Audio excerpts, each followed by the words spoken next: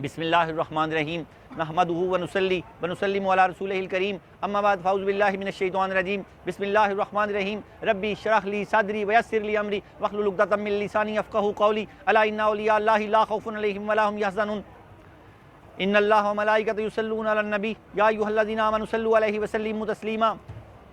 امام الاولیاء سید علی حجویری رحمۃ اللہ علیہ فرماتے ہیں، اے میرے مرید، درود پاک کو اپنا وظیفہ بنا کہ درود پاک کے بعد جو بھی دعا خالق ارض و سماوات سے کی جائے وہ اپنے فضل و کرم سے قبول فرماتا ہے۔ جب بھی کوئی کام کرو درود پاک ضرور پڑھو، روٹی کھانے لگو درود پاک پڑھو، بیوی کے پاس جانے لگو درود پاک پڑھو، درود پاک ضرور پڑھو، ہر کام کے لیے درود پاک پڑھو، دل میں درود پاک پڑھو۔ اگر کوئی شخص چاہتا ہے کہ ان کے میاں بیوی کی محبت ہمیشہ رہے اور خالص رہے، وہ قریب جانے سے پہلے 3 مرتبہ اپنے سینے پہ سورہ اخلاص پڑھ کے دم کر لیا گیا، اور بیوی بھی اگر 3 مرتبہ سورہ اخلاص پڑھ کے اپنے سینے پہ دم کر لے، ایک تو دوسرے سے کبھی زندگی میں بیزار نہیں ہوں گے، اور اس وقت اس عمل سے بھی کبھی بیزار نہیں ہوں گے۔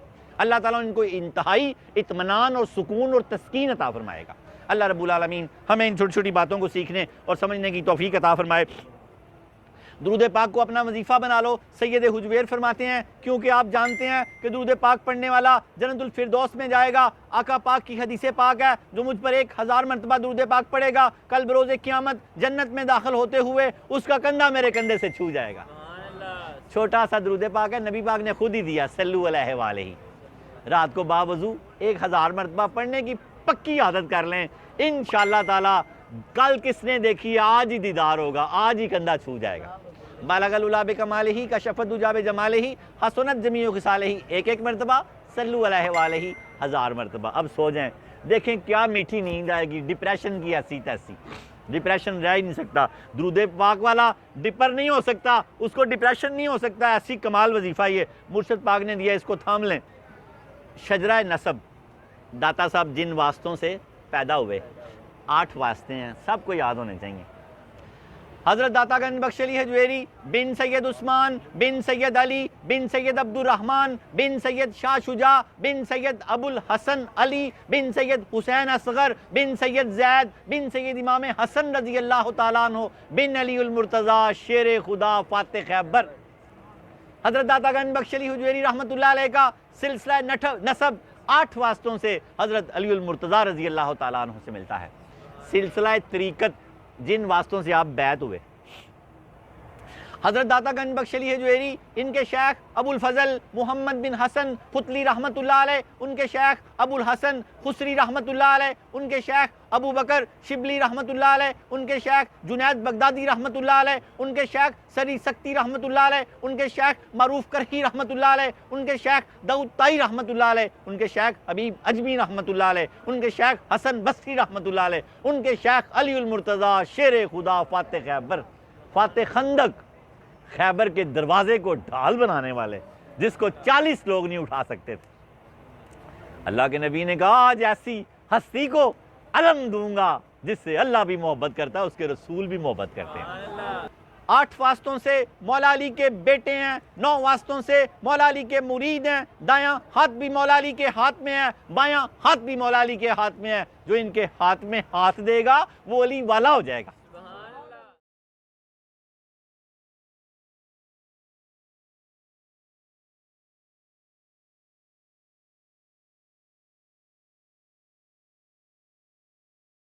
دکھائی بھی جو نہ دے، نظر بھی جو آ رہا ہے وہی خدا ہے۔ یہی سارے درس کا آج موضوع ہے کہ دکھائی بھی نہیں دیتا، نظر بھی آ رہا ہے، دکھائی بھی نہیں دیتا، نظر بھی آ رہا ہے، یہی خدا ہے۔ نظر بھی رکھے سماعتیں بھی، نظر بھی رکھتا ہے ساری کائنات پہ۔ کون؟ اللہ۔ 10 بندے مجھے مل کے پکارے نا تو مجھے ایک ہی بھی سمجھ نہیں آئے گی، میں کہوں گا یار باری باری۔ دنیا میں 6-7 ارب انسان ہیں، 600-700 کروڑ لوگ ہیں، سب اللہ سے کیا کہتے ہیں ایک ہی وقت میں اللہ سنتا ہے، ایک ہی وقت میں اللہ ان کے دلوں کے راز جانتا ہے۔ نظر بھی رکھے، سماعتیں بھی، وہ جان لیتا ہے نیتیں بھی۔ نظر بھی رکھتا ہے، سماعت بھی رکھتا ہے کہ کیا کہہ رہے ہیں، اس کو ہماری نیتوں کا بھی پتہ ہے۔ 7 ارب لوگوں کو جو خانہ لا شعور میں جگمگا رہا ہے وہی خدا۔ جو خانہ لا شعور میں جگمگا رہا ہے وہی خدا ہے، وہی تو ہے، لفظ ہے کوئی تو ہے لیکن میں نے اس کو ایسے کر دیا، وہی تو ہے جو نظام ہستی چلا رہا ہے وہی خدا ہے۔ آگے کیا فرمایا؟ تلاش اس کو نہ کر بتوں میں، تلاش اس کو نہ کر بتوں میں، وہ ہے بدلتی ہوئی رتوں میں، وہ ہے بدلتی ہوئی رتوں میں، جو دن کو رات اور رات کو دن بنا رہا ہے وہی خدا۔ کون کھینچ لیتا ہے سیاہی اور روشنیاں پھیلا دیتا ہے وہی خدا ہے۔ کون کھینچ لیتا ہے سیاہیاں اور کون کھینچ لیتا ہے روشنیاں اور رات پھیلا دیتا ہے ہمارے سلانے کے لیے، یہی خدا ہے، اسی کو تلاش کرنا ہے۔ وہ کیا فرمایا؟ وہی خدا ہے۔ توحید کے ایک دو شعر ہیں، پھر چھوٹا سا درس سے چلتے ہیں۔ ابھی کائنات نا تمام ہے شاید، کائنات ابھی نا تمام ہے، لوگ کہتے ہیں قیامت آنے والی ہے، میں کہتا ہوں شاہکار نے جو 7 دن میں زمین و آسمان 6 دن میں بنائے ہیں، یہ 6000 برس کے برابر ہیں۔ ابھی تو لوگوں نے شاہکار کی پوری شاہکاری دیکھی ہی نہیں، ابھی تو دنیا پوری کوئی دیکھ ہی نہیں سکا، تو ابھی کیسے؟ ابھی جب تک یہ سارا سسٹم، وہ جو ایک ڈیکوریشن، جو ایک ماڈل بنایا اس نے، وہ جب تک سب کو دکھا نہ لے اس کو وینڈ اپ نہیں کرے گا۔ ابھی بڑا ٹائم ہے، اللہ اور اس کے رسول بہتر جانتے ہیں۔ ابھی کائنات نا تمام ہے شاید، کہ آ رہی ہے صدائے دما دم کن فیکون، کہ یار آج بھی پیغام اترتے ہیں۔ داتا علی اجویری فرماتے ہیں گدڑی پہننے کا وہی اہل ہے جسے پتہ ہو کہ آج آسمان سے کیا میسیج آئے ہیں، کیا پیغام اترے ہیں۔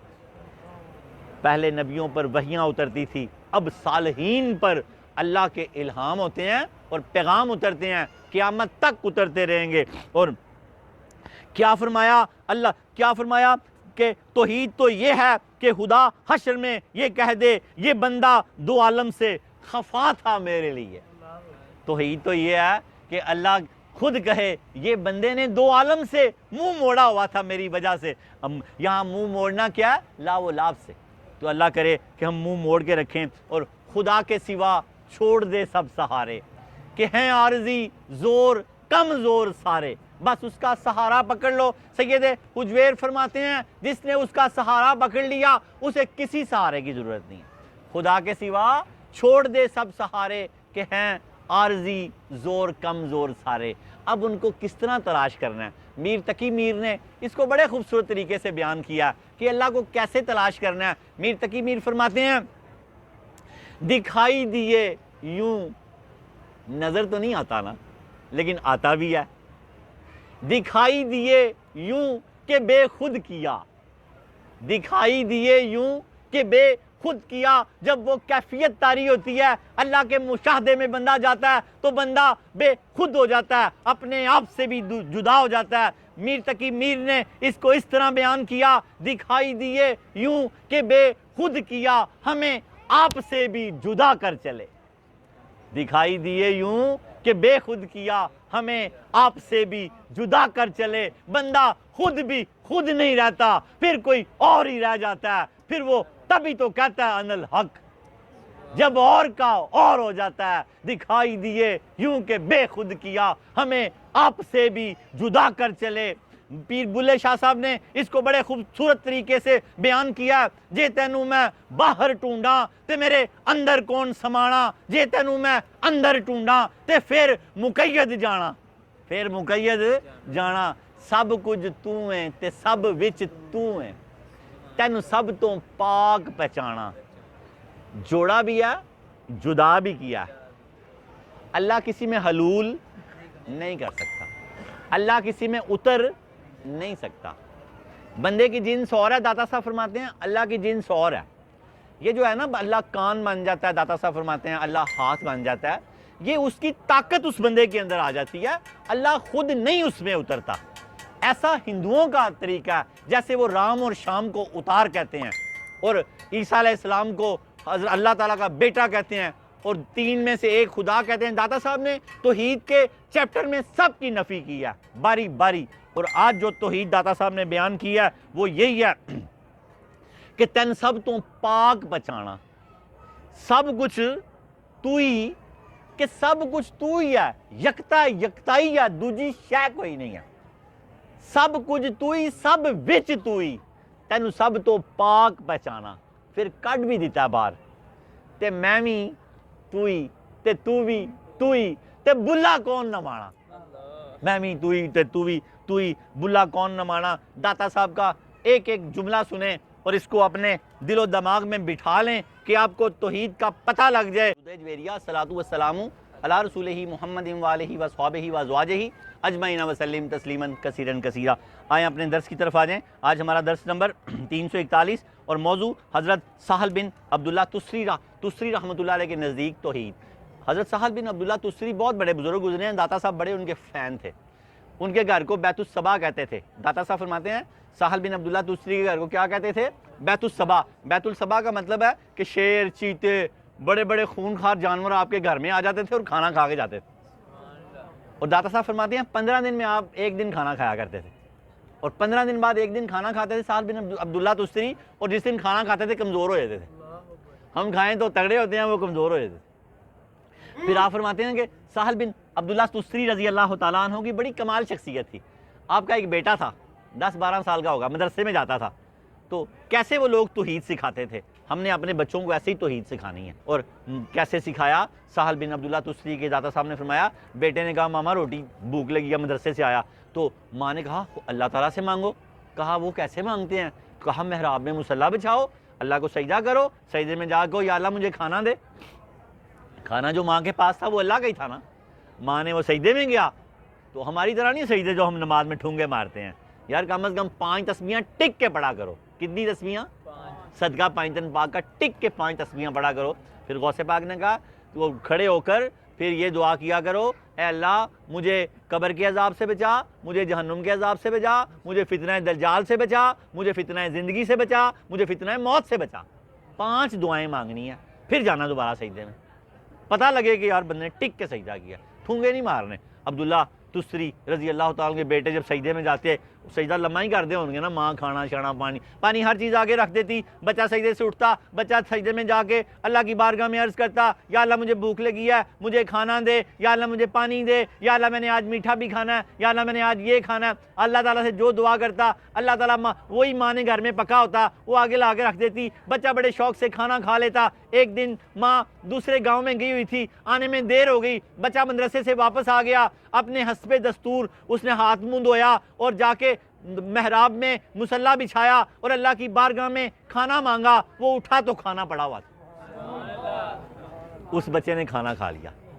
اب ماں جلدی جلدی تیزم تیز بھاگتی گھر میں آئی اور اللہ سے دعائیں مانگتی آ رہی ہے، یا اللہ آج میری عزت رکھ لینا، یا اللہ آج میری عزت رکھ لینا، یا اللہ آج میری عزت رکھ لینا۔ جلدی سے گھر میں آئی، پوچھا بیٹے کھانا کھا لیا؟ کہا جی ماں جی کھانا کھا لیا۔ پوچھا بیٹے کہاں سے آیا تھا؟ کہا ماں جی جہاں سے روز آتا ہے۔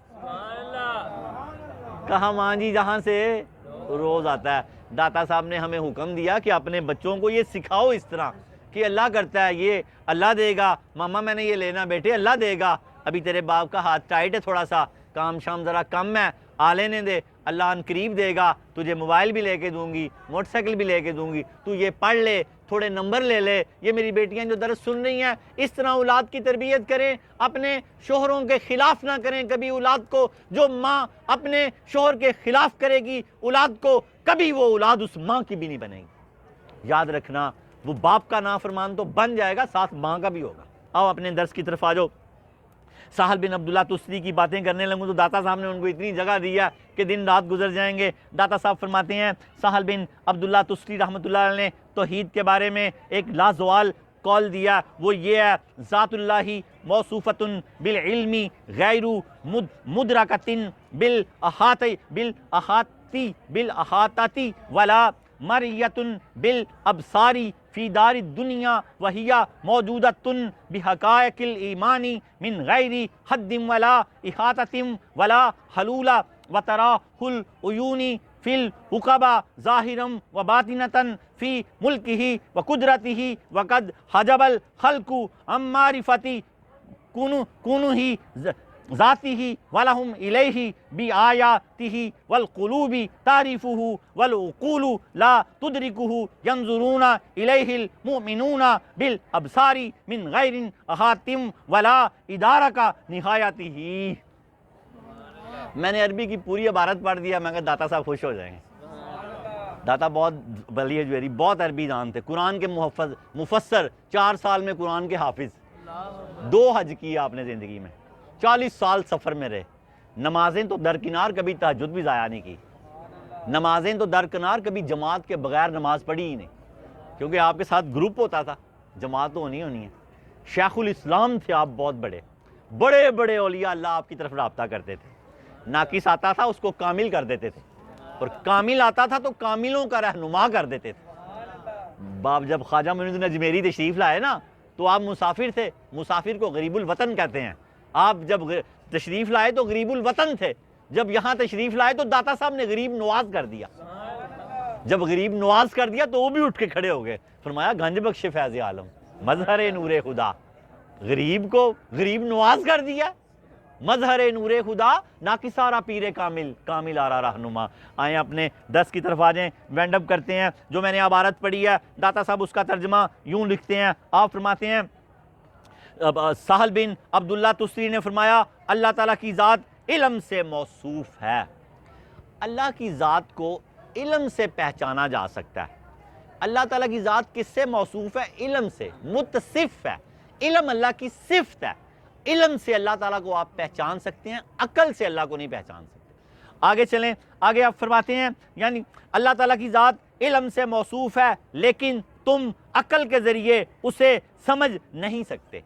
عقل کے ذریعے آپ اللہ کو نہیں سمجھ سکتے. آپ عقل کے ذریعے اللہ کو سمجھنے کی کوشش کریں گے نا، گمراہ ہو جائیں گے. تیرے سینے میں دل ہے، دم نہیں ہے، تیرا دم گرمی محفل نہیں ہے. گزر جا عقل سے آگے کہ یہ چراغ، کہ یہ نور چراغ راہ ہے.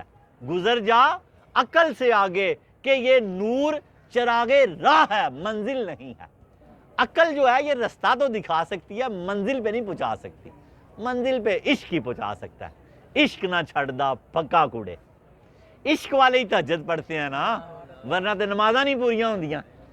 وہ کیا ہے نا، آئے ہائے اے اتھرا عشق نہیں سون دیندا، ساری رات جگائی رکھدا ہے کہ تہجد دا ٹائم نہ نکل جائے، فجر دا ٹائم نہ نکل جائے، فجر دا ٹائم نہ نکل جائے. یہ عشق جگاتا ہے بندے کو. اسی عشق کی بات داتا صاحب فرما رہے ہیں کہ اس طرح کا عشق اگر تجھے اللہ کی ذات سے ہو جائے تو داتا صاحب اپنے مریدین سے کہا کرتے تھے کہ اے طالب حق، جب تک تجھے نیند نہ آئے سونے کی کوشش نہ کرنا، جب آ جائے تو سو جانا، درمیان میں جب پھر آنکھ کھل جائے تو پھر نہ کوشش کرنا، پھر آ جائے تو سونا.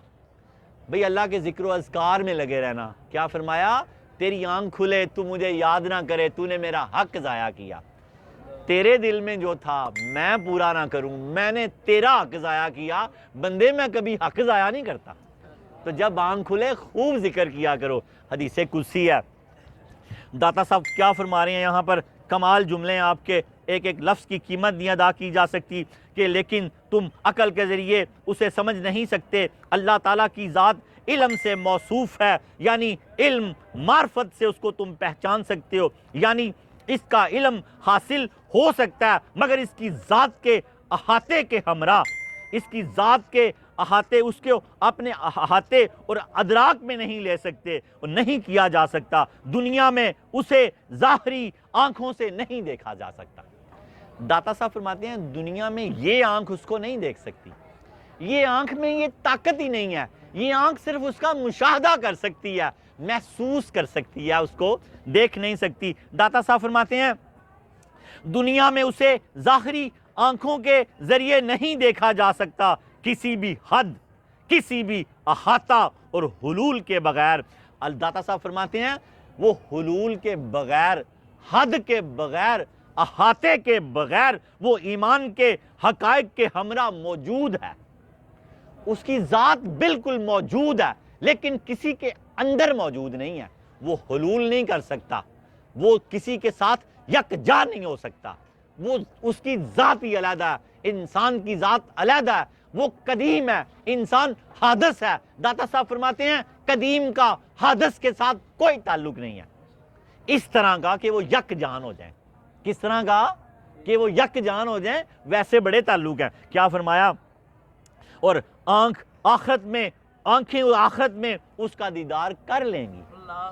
آنکھیں آخرت میں اس کا دیدار کر لیں گی۔ ہم جنت میں اس ساتھ میں نہیں ہوں گے، ہم ہوں گے ہی باطنی حالت میں جنت میں۔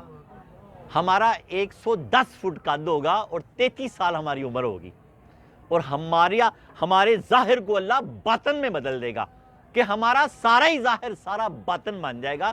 باطن کی آنکھ اللہ کو دیکھ سکتی ہے، اور ہماری روح نے بھی اللہ کو دیکھا ہوا ہے۔ داتا صاحب فرماتے ہیں کہ آنکھیں آخرت میں اس کا دیدار کر لیں گی، وہ اپنی بادشاہی اور قدرت کے حوالے سے ظاہر بھی ہے اور باطن بھی ہے۔ وہ اپنی بادشاہی اور قدرت کے حوالے سے ظاہر بھی ہے اور باطن بھی ہے۔ مخلوق اس کی ذات کی حقیقت کے معرفت کے حوالے سے حجاب میں ہے۔ مخلوق اس کی ذات کی معرفت منوعاً نہیں حاصل کر سکتی، حجاب میں ہے۔ داتا صاحب فرماتے ہیں مخلوق اس کی ذات کی حقیقت کی معرفت کے حوالے سے حجاب میں ہے۔ اس نے اپنی نشانیوں کے ذریعے اپنی ذات کی طرف مخلوق کی رہنمائی کی ہے۔ اس نے اپنی نشانیوں سے مخلوق کی اپنی ذات کی طرف اپنی مخلوق کی رہنمائی کی ہے کہ مجھے ماں باپ کے چہروں میں تلاش کر، مجھے بدلتی رتوں میں تلاش کر، میں کیسے بادل لے کے آتا ہوں، کیسے جل تھل کر دیتا ہوں، مجھے ان چیزوں سے پہچان، تو مجھے عقل سے نہیں پہچان سکتا۔ کیا فرمایا کہ اس نے اپنی نشانیوں کے ذریعے اپنی ذات کی طرف مخلوق کی رہنمائی کی ہے۔ ایسی نشانیاں رکھی ہیں کہ اس کی وہ اللہ تعالیٰ کو تلاش کر سکتا ہے۔ قلوب یعنی دل اس کی معرفت خالص حاصل کر لیتے ہیں، دل اس کو پہچان سکتا ہے۔ تو دل میں تو آتا ہے، سمجھ میں نہیں آتا، معلوم ہوا تیری پہچان یہی ہے۔